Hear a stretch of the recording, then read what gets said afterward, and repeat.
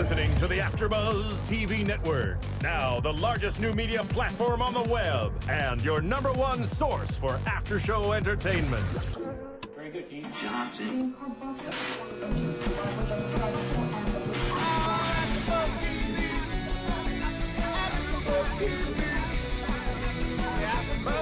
The AFTERBUZZ Studios in Los Angeles, California, presented by Maria Menounos and Bing.com, and streaming live thanks to Akamai Technologies. This is AFTERBUZZ TV's Vegas After Show.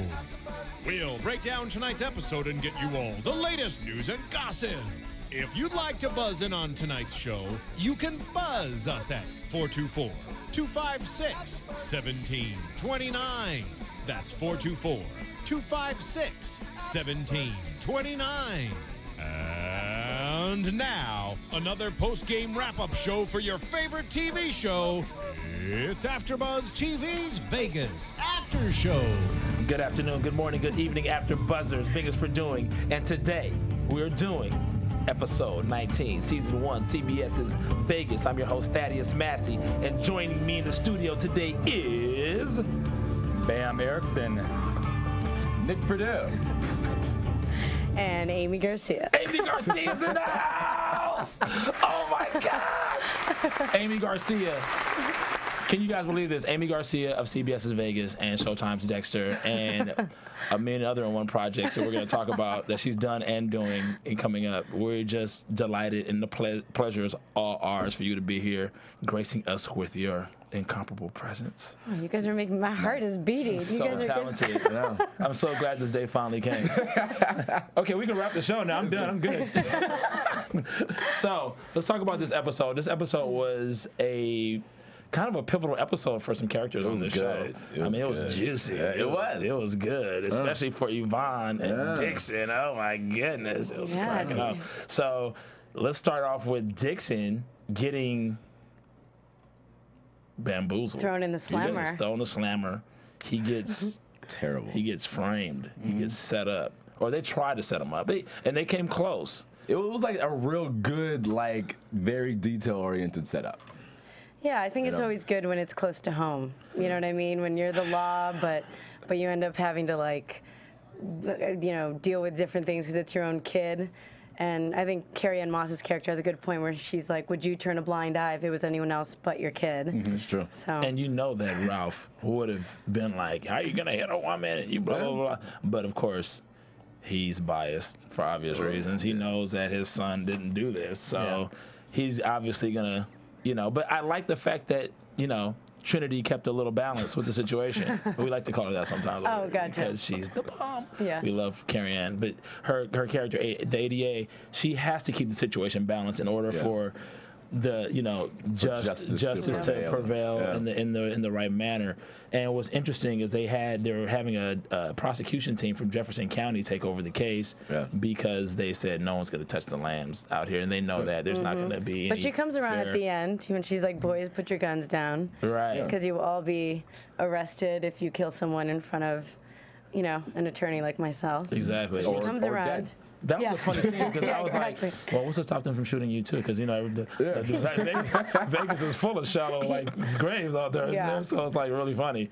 But the thing that's interesting about this episode is that there was a whodunit, but the whodunit was the mob trying to figure out the whodunit this week, which was really funny because Mia's mom is this high roller liaison, VIP host thing. And she's got this guy who's a stiff in the middle of the floor in the suite, and you're like, what's going on? I thought she did it. I thought she did it. Great. Yeah. Like, I love the whole, like, honey and vinegar thing too, where her and Sarah Jones's character, like, you just need a little bit more honey. And she's very charming and seductive and flirty.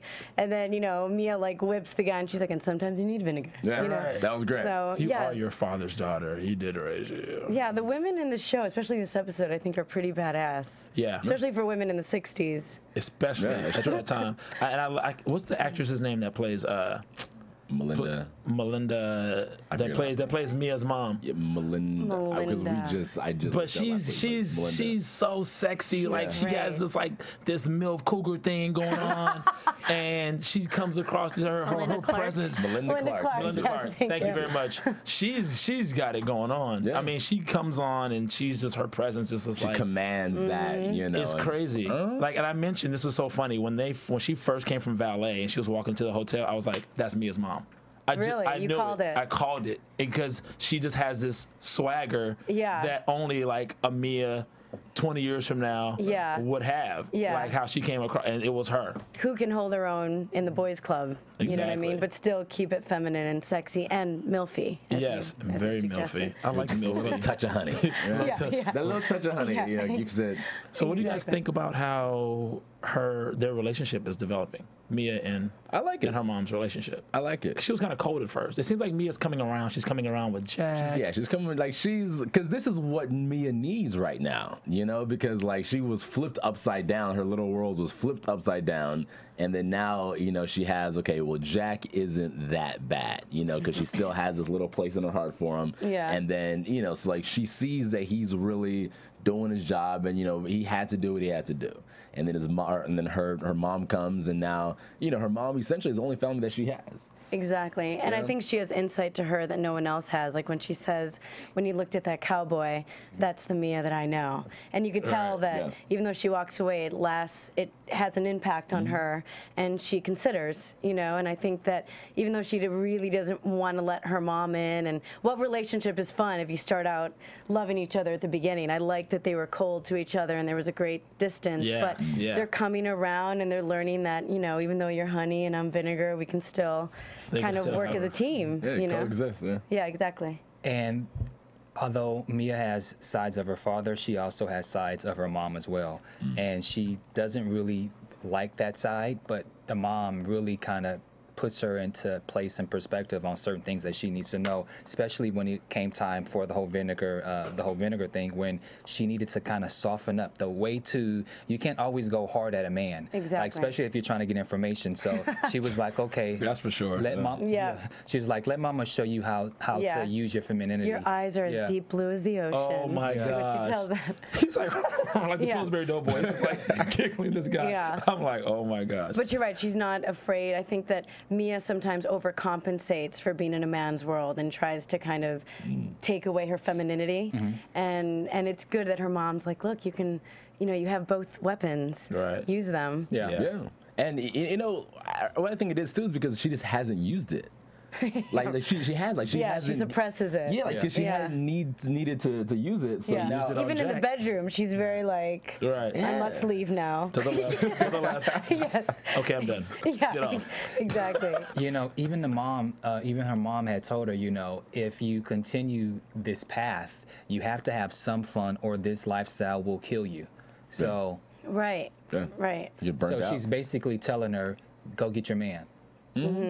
She's basically letting her know. I think she did take that advice, and she said, "Oh, I'm sorry to hear about Dixon, and anything I can do to help." She's softening up a little bit, and she definitely needs that. I don't want to go back and regress from Mia because that's obviously a juicier story, but I have to address this opening of the episode with this bull in the middle of the street. I have issues with this for some reason. Why? I'm like, dude, we know they're cowboys. But we don't really see them be cowboys, though. You know, Do we want to see them be cowboys? Yeah.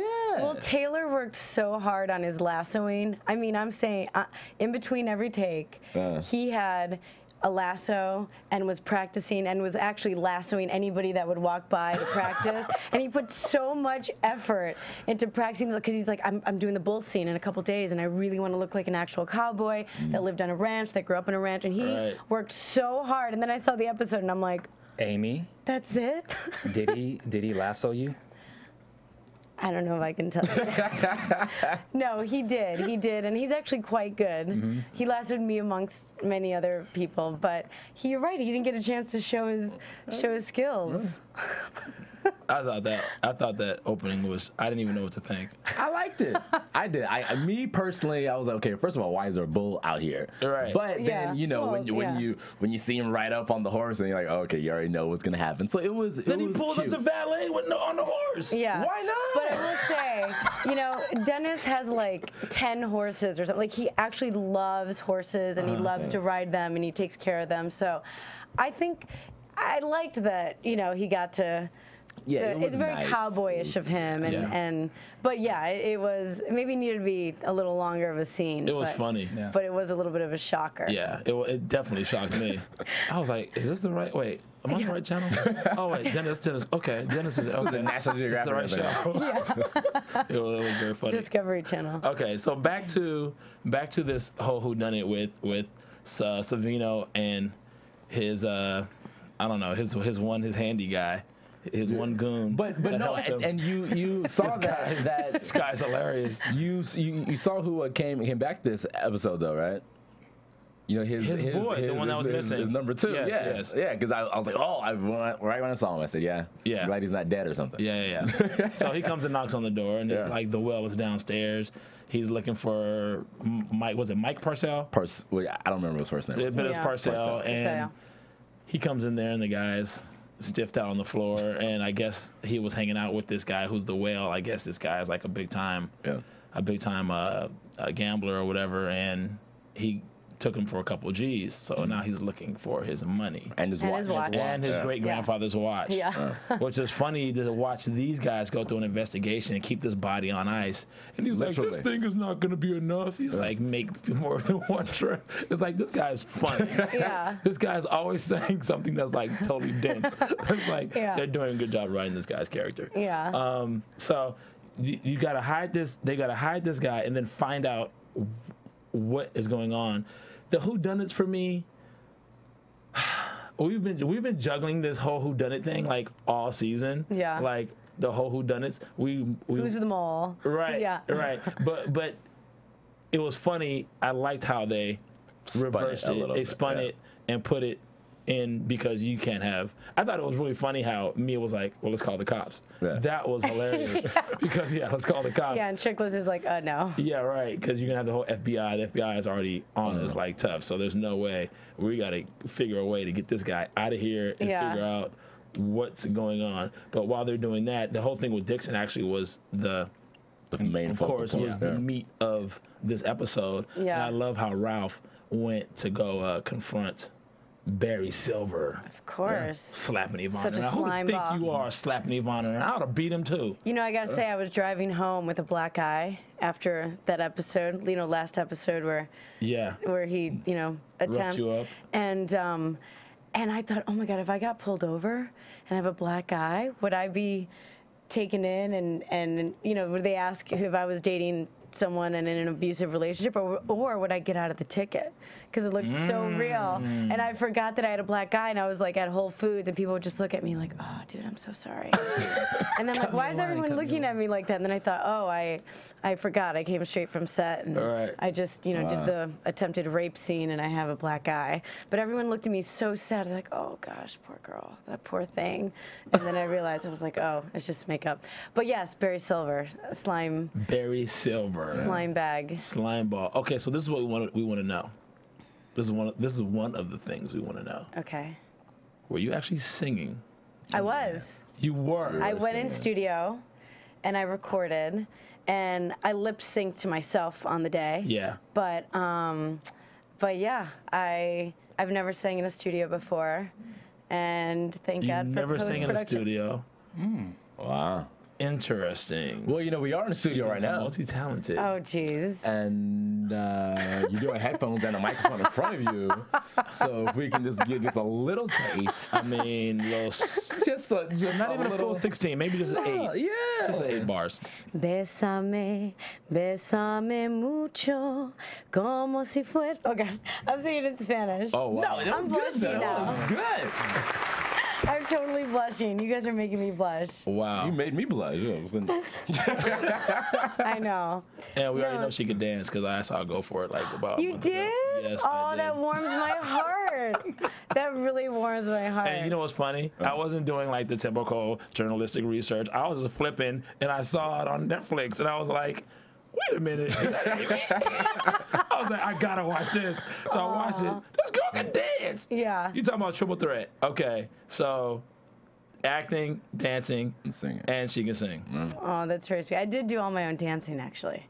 I was very intimidated because I was dancing with Gwen Stefani's Harajuku girls, who are the real deal. Right. You know, globally, just superstars. And but they were very helpful. They coached me on the side, and they're like, you know what? This is the one thing I could say. I was freaking out before the big routine. You know, we were shooting it the next day. Yeah. And they said, if you mess up, just mess up big. If you had to go left, but you went right, just go right. Just commit, just go. And I said, okay, you know, so they said just don't, no one knows the routine. Right. No one knows the choreography, so just go with it. If you mess up, just commit to the mess up and no one will ever know. Well, you looked, I have to say, you look great. I was like, wow, she's really dancing. Thank and you. she can dance. Yeah, you got to see it. I mean, the set was set in Chicago. Yeah. Correct? Yeah. And how did that come about? Was that just like a coincidence, the fact that you're from Chicago and it just kind of worked out like that? Yeah. Okay, because I was like, okay, I wonder if this has anything, because I know she's from Chi-Town, so I wonder if this was, but that's great for the character. I mean, yeah, I mean, know. The director and the writer was from Chicago and loved that I was from Chicago. And Yeah. It was just perfect. And we shot that in 18 days. It's quick. Wow. So I meant Really? we shot 11 scenes in one day at one point. I was like schizophrenic. I was, you know, changing in the bathroom and doing my own makeup and hair sometimes, and bringing my own wardrobe. 95% of the wardrobe in that movie is my own. I mean, it was a guerrilla filmmaking. Yeah. But You guys it's did a good. great job on that production. I was like, thank you. I was sincerely impressed, and I was very impressed with the fact that you're I mean, the performance was very stage-like. Because you know, you see a lot of theater. In theater, you have to act. Yeah. I mean, you got to be on point. Yeah. It's being in front of a camera and saying cut every 30 seconds is completely different than Yeah. Editing and and then when you're on stage and I know you have some stage and theatrical experience from the time you were young, but how it was shot was just very theatrical. So I was impressed. Oh, thank you. So that's shout outs to Aimee Garcia, because she's the real deal. She can sing, dance, and act. So I know Bamm was gonna. I can feel his physical expressions right now, just like on the side of my eye. Go ahead, Bamm. I know you want to say something. I'm gonna get to that later, but speaking of just you in general, I want to go a little bit more into your character for this Friday's episode. We have been able to see more of your character, and finally, you know, you've loosened up to Dixon, and so it was great to see you two interaction together. And you had scenes with, you know, Dixon, you had scenes with, you know, Lamb and Carrie-Anne. So I want to dive into your character, and I want to dive into, like, basically your storyline. Sure. And so now let's just go into this just a little bit about, you know, we start off seeing you and Dixon at the precinct, and Dixon's like, okay, well, you know, how about we go for some chicken? And you're like, you know, I don't want to talk about this whole thing with LA.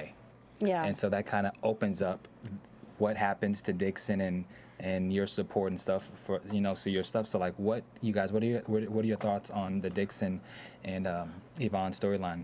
I mean, like I like it, and I like the way that it is evolving, and because like you want them to get together, you know, you want Yvonne and Dixon to get together, but it's like things or people, women get in the way, you know. But Yvonne's character is so like, I love him. You can tell she just loves him, and even, you know, this little floozy here and there, you know what I mean. And so now, since we really get to see it, it's kind of like, okay, like let's just get them together. That's where I'm at. Let's just get them together. I like that it's very, you know, in the 60s, it wasn't like you make out on your first date. It was like maybe you hold hands, maybe. Right. And then the second date you hold hands and get a peck on the cheek. And then the third, you know, so I like that you get to see their relationship blossom at a snail's pace, which was normal in the 60s.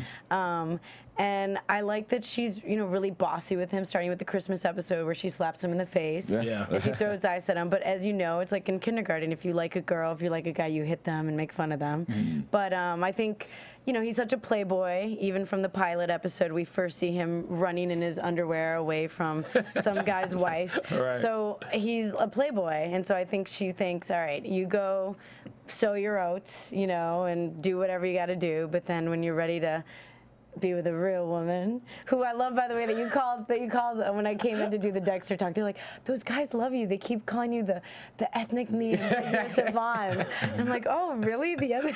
So, Yeah. I was like, oh, cool. But well, because yeah, technically speaking, I was unsure. Yeah, we didn't know. Well, first of all, we didn't know what your last name was, and so right. that's so we were trying to figure. You know, this is like from episode 1 too. So we well, I really. think she was written Irish and Mexican, so I think she's half Irish, half Mexican. I don't know if they're addressing that, you know, but her just talking about before going to Hollywood in that episode about her dad being a singer, and obviously her last name is Sanchez. And then we meet her mom. Yeah. Have we done that episode? Have you guys met the mom yet? Am I spilling the beans here? Oh, so maybe you get to see. Exclusive here. Exclusive here now. World premiere. Exclusive. Aimee Garcia drops dimes on Vegas. Yeah. So, but I do like. It's funny. A lot of the reason I wasn't able to be in like all the episodes because I was, like I said, I was shooting RoboCop in Toronto. So like, well, we want more Yvonne, but you're just in another country shooting something else. And then I finally was here, and I said, look, I'm going to be here before Dexter starts shooting, and after RoboCop wraps, I would love to just, you guys have me unconditionally for 5 episodes. Right. And so that's when they started kind of really exploring her character, and you get to learn that she's always wanted to be a singer, and you know, she comes from a big family, and she comes from a musical family, and you're right, she does loosen up a little bit, and you see her outside of the office for the first time. All of her scenes up until really recent episodes have all been in the sheriff's office, but you get to see her in this alien princess costume and the lot of Paramount, which, by the way, the arches haven't changed. Yeah, it was Paramount. They haven't changed since the 60s, so it was pretty cool, you know, to just see some things never changed. But yeah, she's opening up. Did you have any part in creating your character development, or was it something that the writers?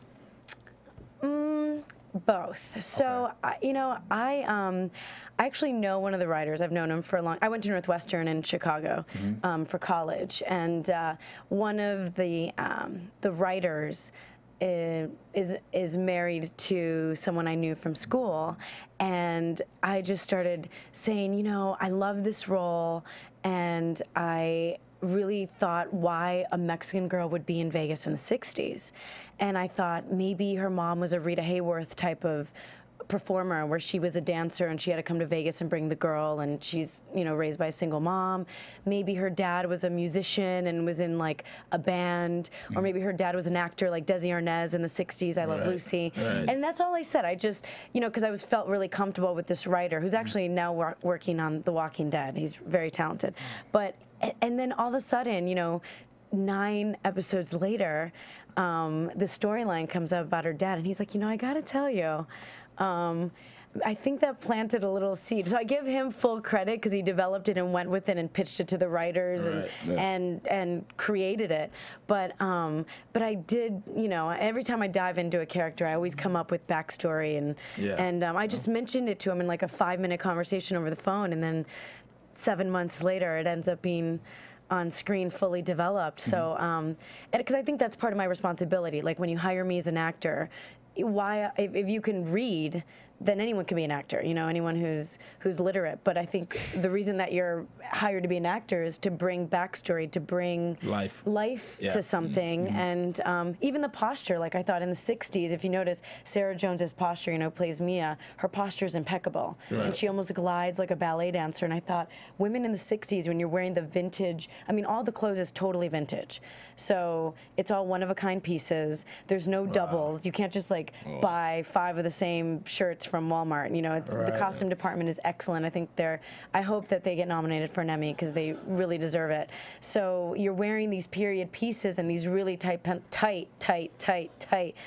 skirts, and you just carry yourself differently. Even you know, not speaking with your hands. I think women, you know, in modern day really are expressive with their hands, but back then you didn't use them. And you know, if a woman came in and had like Botox, I remember one of the writers saying like, we can't hire her for Vegas.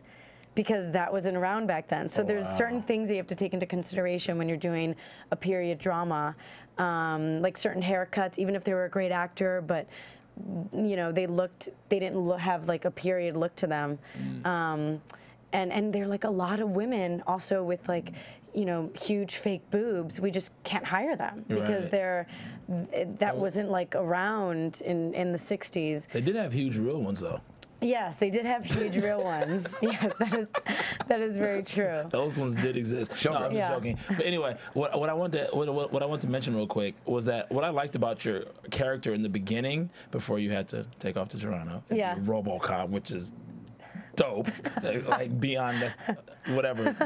Anyway, so you always contributed to the investigation. Like Yvonne's character was always the one that, when Ralph and the guys were trying to figure something out in the station, Yvonne was the one that walked by and was like, "Oh, it's such and such," and it kept going. And just a little nugget, it's a little piece. She needs to be an investigator. Like, so I missed that part of your character, how you contributed.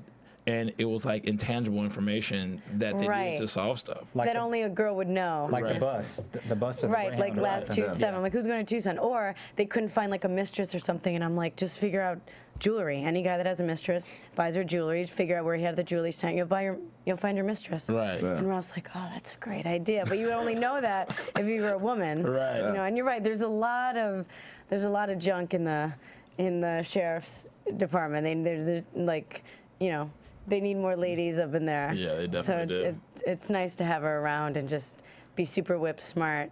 I want to see if she actually, and of course you know this, and if you want to let us know, it's fine.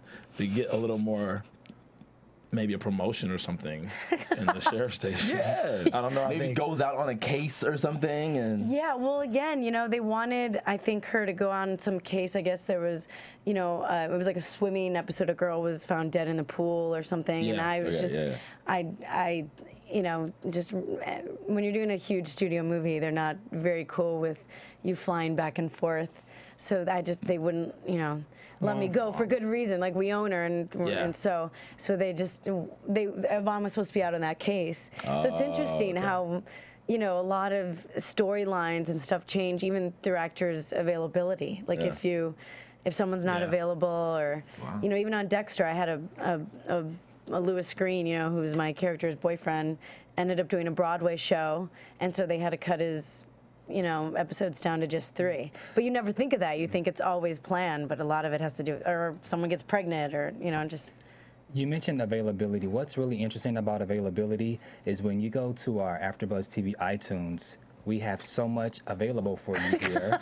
And what you need to do is you need to go to iTunes. You can download, you can rate, subscribe, and you can watch all available shows that we have. We have like over 65 shows. We have Vegas, we have Dexter, we have Scandal, we have House of Cards. Game of Thrones.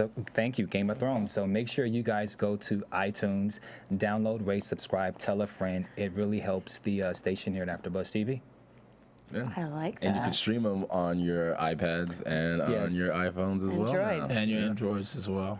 And your Androids. And if you guys want to call in, you guys have any questions for us and want to talk crap to us or praise us for something, our antics, or talk to Aimee, which you can do, you can call in 424-256-1729. 424-256-1729. Aimee Garcia's in the house. I'm so elated. I still can't believe it. I love she's actually here. Right, she's actually here. No, I love it. Means a lot that you guys, you know, like you create a character and you never know if people are going to like it or not. But even that, it's like you're in one scene and people like remember it. And it's cool. You know, it's very encouraging. And it's nice when someone other than your mom says, "Oh, that was a great scene," or "You did a great job." You're like, "Okay, good." You're like, "That's "Thanks, my Mom." Baby. Yeah. Right. Yeah. No, but you're gonna see more of her in the, you know, in the final season, final episodes here, and maybe her and Dixon get together, maybe not. We're gonna get a little more into that. Let's finish. You want to get back to the episode? Well, let's get into the episode, and then we can go more. Right, we can go more into Yvonne and Dixon and what happened. I was really hoping. Okay, don't cry, Thaddeus. I was really hoping you guys were gonna share a kiss through the bars. Oh, that's really I was sweet. thinking about that too. I was like, oh, but then you know, like That might be I don't too much think too you can soon. do that. Actually, they haven't kissed, and I don't think they kissed for a while. Really? We thought about that. We're like, they've never kissed, so let's make it count. Okay. So you'll know. Is you'll this like see a season finale type of maybe, type yeah. of thing? Just like a, it's a big thing. Yeah. I think the jail scene was just enough. You Yeah. know, a lot of information was revealed. You know, he's like, you know, I didn't do it. I only went there to end it and let her know that I like someone else, and that I have feelings for someone else. And then you go and say the same thing, where you know I have feelings for some. So just that little 45 seconds, the interaction, the looking at each other. You know, that was powerful enough to say, you know, I got you, you got me, we got each other. Yeah. So they wanted it to be like a star-crossed lover thing, where at that point you don't know if Dixon's going to get out of jail or not. So it was like too little, too late kind of thing, where they finally confess each other's feelings for each other, but they might not be able to realize it. Yeah. But I do agree with you, Thaddeus. Maybe, you know, he could have got up from his seat and walked over, and they could at least, you know, like did the whole hand thing or something. It could have. Yeah. I don't know. Maybe that's too fast. She's kind of tough, though. You know, she already. I think her saying that she kind of does too. It's funny, when we did the scene, he's like, I have feelings for someone else too. We did a take. I was just joking around. I was like, who? Who is this bitch? You know? And they're like, cut. Tell me now. But yeah, I think less is more, and like I said, there's something about sexual tension that you can never get back. Yeah. That's what I think keeps, you know, shows like Bones on the air for so long, where for so long you just want them to get together and they'll like fall on each other like this far apart, and they're like, okay, let's get back to work. Yeah. And it's that tension where you just want them to get together, and it's been building up and so. Plus, you know. it is 1960, like you mentioned, so. And she is at work. I mean, the jail is at work. Right, so things have to play out. Well, and take a little more time. They have to spend some quality time on that level with that tone together. Yeah. Like we see them hook up at the Would you end guys with the have been diner. able to survive in the 1960s with getting only Vegas? a peck on the cheek? Probably not. Well, I mean, I thought we would survive, period. But Oh, no, I mean... 60s was a tough time for us. But so I don't know. But getting a peck on the cheek, you know, It was rough. 1960. I'm thinking, Nick. I'm thinking the same thing. Like a peck on the cheek from a Hispanic girl, and we're exactly. that would have just, you know, we would have been in jail. No, they would have put it under the jail. So. Yeah. You know, but I will say this though, I do find it nice though that your character was the only one that visited Dixon, you know, or at least that we saw that visit him while he was. No, his dad. Well, yeah, but that's his dad. Oh. You know what I mean? Because like no one else really kind of came to even kind of say anything. You know? That's true. Who else besides his dad or his uncle? He doesn't have any friends. Yeah, he doesn't have any friends, does he? Yeah, because you're really thinking about it. All his friends are girls. That's Oh, true. yeah. That he hooks up with. Yeah. Those aren't his. There's not They're his not his friends. He would probably sleep with his friends' girlfriends, so he doesn't. No, That he's answers a that. good guy. He hooks up with, I mean, he hangs out with his dad and Jack, his dad and his uncle, at the station. If he's not with them, and the flavor of the week. Right, or he's with some girl. You know what's interesting is Dixon and Yvonne's character. We saw the togetherness of them, and we had Katherine and we had Ralph's character apart. Oh, yeah. And I thought that was interesting. So to see there's something about Dixon. I've always liked Dixon's character. Like I can foresee him carry on the show, and I could just see Dixon. There's something about his character that I like, and the two of you guys' reaction. But Katherine and Ralph's their relationship was questioned because Katherine had to do her job. Ralph, he didn't like it. He somewhat respected it, but they were kind of at each other's throats this entire episode. And there's been times where we've seen things where we see Katherine and Jack kind of do this whole little flirting thing, but that was you and Dixon's character this time, and then Katherine and Jack and Ralph were at each other's throats. So I thought that was a cool dynamic. Yeah, to like change it up, and again with the sexual tension, you know, with I think it's so fun to see them dance. Like they come together, like with Mia and Jack, you know, they're together and then she pulls them away, which it's like a tango, which I think is always fun to see, where she's like, I don't want you, but by saying that, it really means I want you. And and it's good. But no still means no, guys. So yeah. remember that. And it's true. I mean, this is a perfect example, like you say, where Katherine and Ralph's characters are put on different sides of the line. You know what I mean? Because of their job. So even though Ralph may feel however he feels for Katherine when it comes to his kid, there's not even a question whose side he's on. I think Ralph was a little out of pocket because Katherine was doing her job. And she said a million times that she didn't believe that Dixon did it, but this is what it appears, and I'm trying to help you. But then Jack kind of had this whole stern attitude about it. And it's like, Ralph, but it's a blind eye for his kid. She had to be aggressive, and the reason she was taking that aggressive approach is because she wanted to qualm anything and squash it before it got really taken to a level. Yeah, it's like, look, he was sitting in jail for a couple of hours. That was really her approach. That was really her attitude. It wasn't that I have to prosecute him. Even though it's what she was saying, that wasn't really her attitude. You know, she had to, like what she told Ralph, you know, if this was just a girl who had come to you and said, look, I can identify the guy who did this to me, he wouldn't have thought twice about finding the person and bringing him in for justice. But he knew that the guy was, or the suspect was his son, so of course he was going to have a different attitude. She was trying to look at it as squarely as possible, knowing that the truth would come out, because she didn't believe that Dixon had done it anyway. So she was just trying to take the approach like, look, let's just make it look like, we have to make it look like, do our due diligence so we can give the appearance and let everybody know that we're not playing favorites and that we're doing what we're supposed to do. But of course, you know, Ralph is sensitive. That's his kid.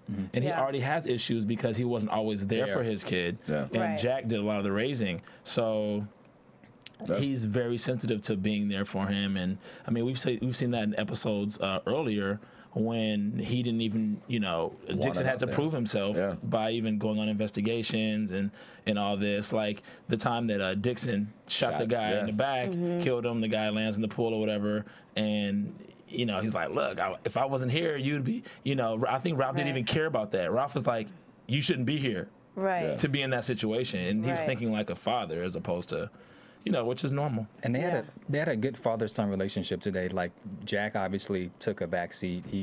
There was no really interaction between Jack and Dixon, but it was really, Ralph was like, you know, son, I'm here for you. I'm gonna get you out. It was a really great father-son episode for the two. You know, I think like probably for me, like the best line in the entire episode was when you know, Ralph and Jack, they were out there with Silver's LAPD bodyguards, essentially, right? You know, guns drawn. And he said, "Are you ready to die for Silver? Because I'm more than prepared to die for my son." You know, and so like you saw like this guy, like someone's gonna die. Yeah, you know, that's what it was. It was like someone's gonna die. If Katherine didn't show up, it probably like that's down. what happened. So you know, I mean, he was, you know, like the sheriff, but he was also thinking as a father. You know, so it's like whatever we got to do to get this. I think he's thinking as a father and using whatever powers as a sheriff to get it. I think it actually became a priority to be a dad and just use whatever power he had as a sheriff to help his son. Which, you know, like I said, is expected. I mean, I would have done the same thing. I would have busted the tail light out. Like, your tail light's broken. It's like there's a reason to bring you in, kind of thing, which is really funny. But I want to talk more about what Aimee has, what you're doing, and what's coming up. Are you doing anything besides RoboCop? What else? I mean, that's huge. Yeah. Well, we're still doing Dexter. Dexter. Still shooting that. Our final season. Dexter's the bomb. Series finale. So can you give us any insights for what can we expect for Dexter? Can I give you any? No. Well, honestly, they don't tell us much. I always say we're on a need to know. It's like working for the CIA/military over there, where literally even like the last scenes of last season and the season before weren't in our scripts. So the first time we saw it, you know, the whole LaGuardia thing and the whole Deb walking in, those weren't in our scripts for the table read. So they're very, very secretive and very strict about no one comes on set, no visitors, absolutely. There's no questions asked. I mean, It really is.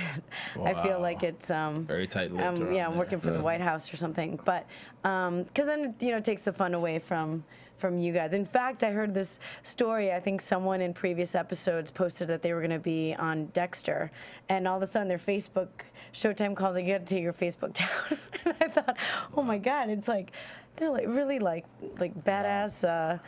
CIA, so I make sure. Wow. So whenever I say anything, right now I'm thinking, okay, am I going to get in trouble for what I'm about to say? But I mean, what I can say, just in kind of broader strokes, is for those viewers who are caught up, through season 7, is it's kind of the beginning of the end, and Dexter is not only starting to become more human, but liking being human, which is really scary, because. He never always thought he was just a monster, you know what I mean? And now, he's really caring about his son, and obviously last season fell in love for the first time. Right. And those aren't monster type of feelings. Those are human types of feelings. So can Dexter be a monster and still do monster things but be human? And it's interesting. Like I'm excited to see Michael do his thing this season, because he's going to get to do things he's never gotten to do. I mean, you don't have the blood slides anymore, so he's like growing up. There's a lot of things that have changed, and for the first time in the series, he's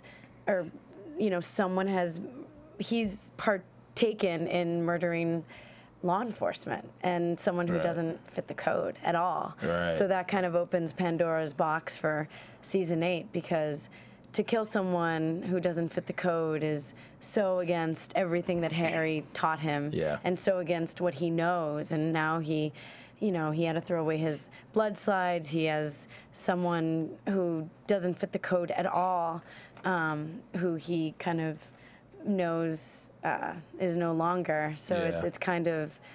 And it's crazy. I really want to know how it ends. I did my podcast yesterday for Scott Reynolds, who's one of our producers and writers on the show, and I thought, do you know the responsibility that you have? I mean, you have a show that I think is totally iconic. I think a show like Dexter opened up the doors for there to be shows like Walking Dead, American Horror Story, Bates Motel, The Following. I don't think any of those shows would have existed without Dexter.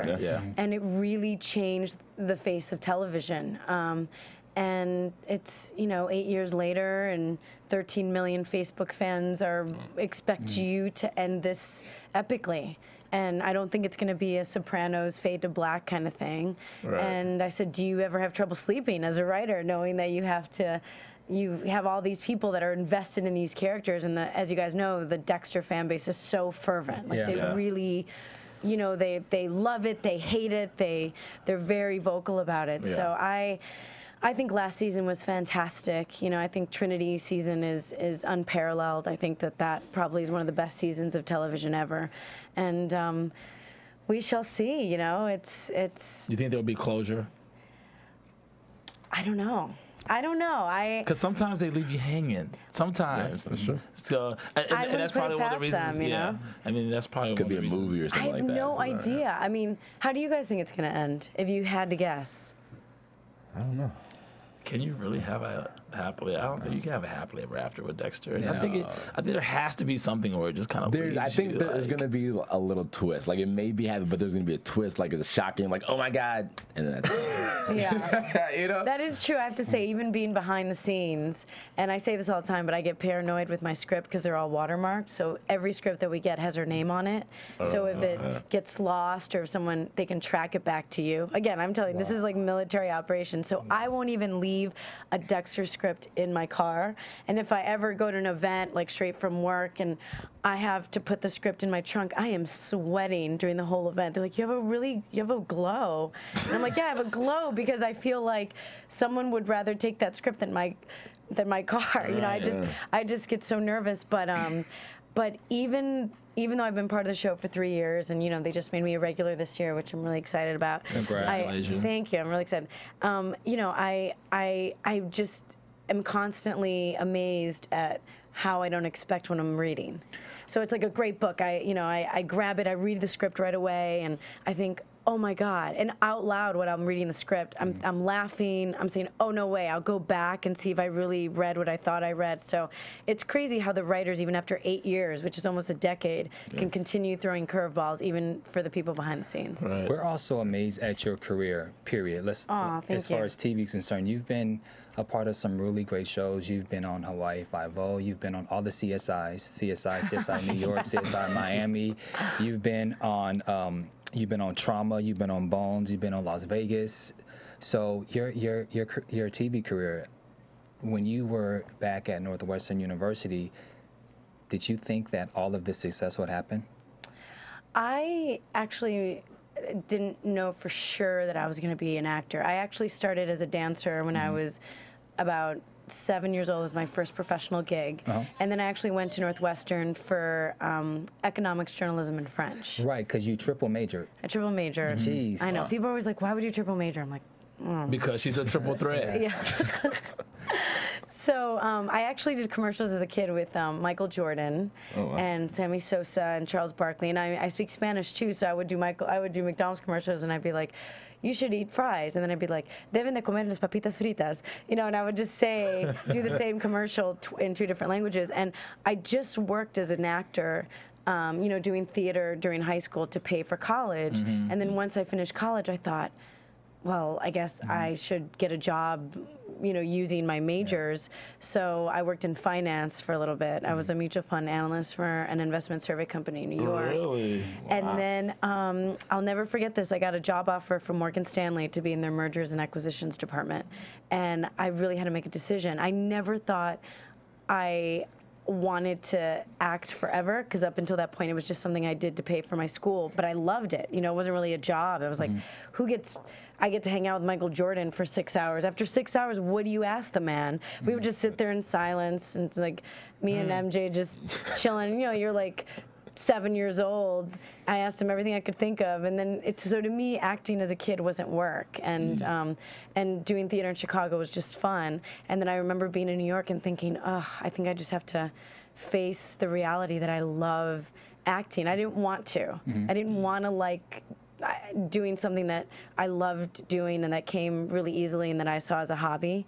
I just kind of wanted to ignore it and get a real serious job, because I'm like from Chicago and you have to work hard. Was this before that 2-year contract that you got while you were attending under Paramount with Norman Lear? Yeah, actually, I got that during Northwestern. And Norman Lear, I always credit him with paying for my junior and senior year of college. So I saw him recently in an event. I said, you know, I have to tell you, I don't know if you remember, but he paid me a 2-year deal just so that no one else would snatch me up, and I'm like, no one else was knocking. And then I remember him saying, because you know, you're a Chicago kid, and I'll never forget this. He said, he took a pause and he said, you must be very good, because that deal was very bad. It's a very bad business deal on my end, but you must be very good. And I said, I don't even know why you were paying me for 2 years, but I was very flattered, and I put all that money to school, and that's awesome. And yeah, it was, I don't know, it was just kind of, I decided I'm going to be an actor, I guess, because I love it. And I just had to admit to myself that I can make money doing something else. And then once I did that, it's like dating a great guy, but being like, oh, I don't know if I have to date other people to make sure that you're the one, and then you date other people, or I had to date other careers. The polar opposite, you know, finance in New York. Lived in Brooklyn out of a closet, didn't even have a door. I remember my room was this big. For $1 million a month, probably. No, I was making no money, and you know, had my 9 to 5. I was broke as a joke, but I would go to like happy hour. I would usher plays to see them for free. But you know, it's like you know how to live in New York if you're. You can have a good life in New York if you're super broke or super loaded. But yeah, and then once I just made the decision, I've been really lucky, and George things Lopez, have been really good. You and Debs. That's kind of a cult classic. With Megan Good. Yeah, it's been really fun. I've was talking to someone recently that I feel so lucky that I've gotten to work with Aimee Garcia, you know, who played my dad on the George Lopez show, and Michael C. Hall, who I think is one of the best actors of our generation, and Michael Keaton and Gary Oldman in RoboCop. I mean, it's like a dream come true. So can you tell us quickly about your character for RoboCop? Yeah, I play a scientist, And I'm Gary Oldman's assistant. He's like the head scientist, and I kind of just help bring RoboCop to life.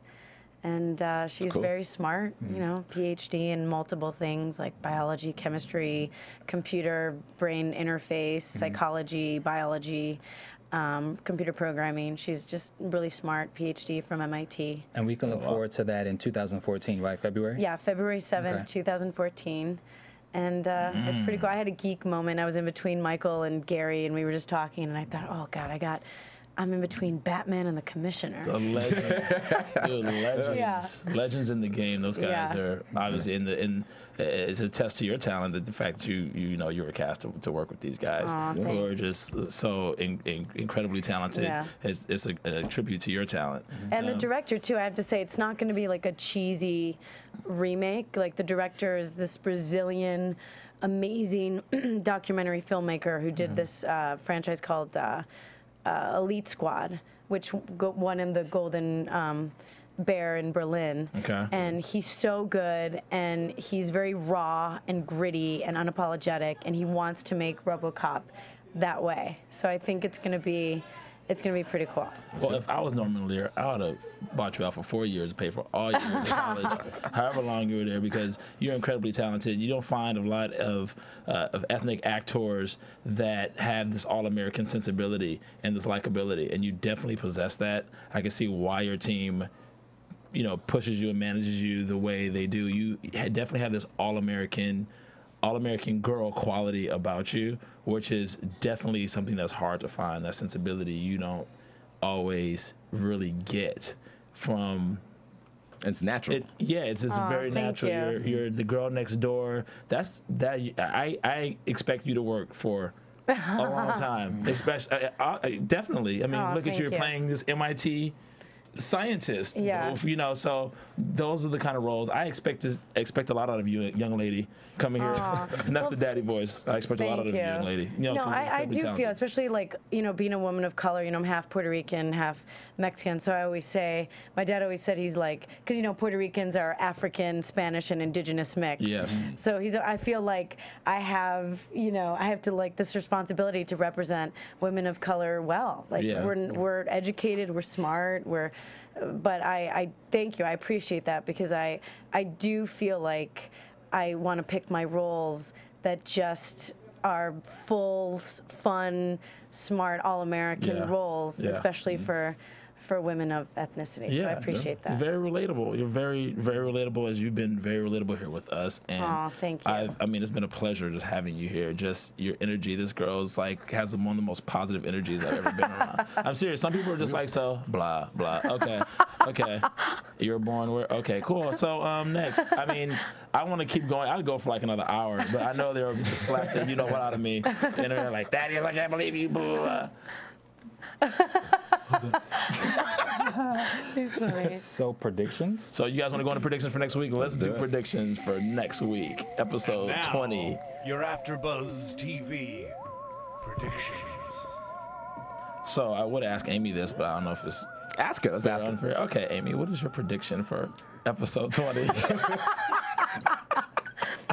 Well, if I had to guess, you know, I think it's going to be action-packed. And I think, you know, Dixon and Yvonne might have planted some seeds that may grow. Okay. And, you know, and I think the love-hate relationship between Savino and Ralph Lamb will continue. You know what? This girl might have a future in politics because she picks her words very well. That was all a test. Anyway, Nick, what's your predictions for next week? Well, you know, we saw in the previews that there's a couple of new big heavy hitters that come into town to kind of shake things up a little bit. So I think, you know, we may see Ralph and Savino have to work together once again to, you know, help protect the city of Vegas. And of course, you know, the Dixon love line now, you know, with Aimee here. So, you know, I think it's going to be a little more than a kiss. Like it may be one of those like we see them go into the room and then like the door closes. Like that's I think may happen. Wow, that's scandalous. No, I don't think so. Anyway, You never know. you never know. My prediction, and I'm gonna need some help from you, Aimee. I predict, because I'm worried with this whole shift of the Vegas being moved to Friday. My prediction is that Vegas will be renewed for season 2. I don't know. That's the $1 million question right there. We shall see. Okay. I really have no idea. I never know. Chickless is very excited. Chickless is like the heart of that show, man. His Boston comes out, knows everybody's name. How are the kids and how's so and so? He's you know, he definitely has a great TV track record. So we shall see. But he seems to think it's a shoo-in. Okay. But Well, you to never ask him know. when he It is comes in. CBS, you know. So my prediction for next week is we'll be back next week. That's my prediction. So until next time, After Buzzers, thank you, Aimee Garcia, again. And where can being here. and where can we find everyone? And yes, where can we find you guys? Ladies first. Ladies Oh, you mean like my Twitter? Yes. Oh, okay. All your social media. Gotcha. So my name is spelled Aimee. It's French, so it's at @AIMEE_Garcia, GARCIA. There you go. You can find me all over the internet at the Nick Perdue. You can find me at Big Six Entertainment on Twitter and social media. You can find me on Twitter and Instagram at Club Thaddeus, and you can also find me here for House of Cards, Netflix's series 4 and 6 on Sundays, and I will be Aimee Garcia's next new follower on Twitter at, like I said, she said AIMEE, it's French, _Garcia. Whoa. Until next time, These are After the Buzzers. sweetest things. I can't even take it. I will come back anytime. Yes! You heard it here. Aimee Garcia, anytime. We'll talk to you guys next time. Until then, After Buzzers. Peace out. From Bing.com, executive producers Maria Menounos, Kevin Undergaro, Phil Svitek, and the entire AfterBuzz TV staff, we would like to thank you for listening to the AfterBuzz TV network. To watch or listen to other after shows and post comments or questions, be sure to visit AfterBuzzTV.com. I'm Sir Richard Wentworth, and this has been a presentation of AfterBuzz TV. Yeah, we're not going to buzz you later. The views expressed herein are those of the hosts only and do not necessarily reflect the views of AfterBuzz TV or its owners or principals.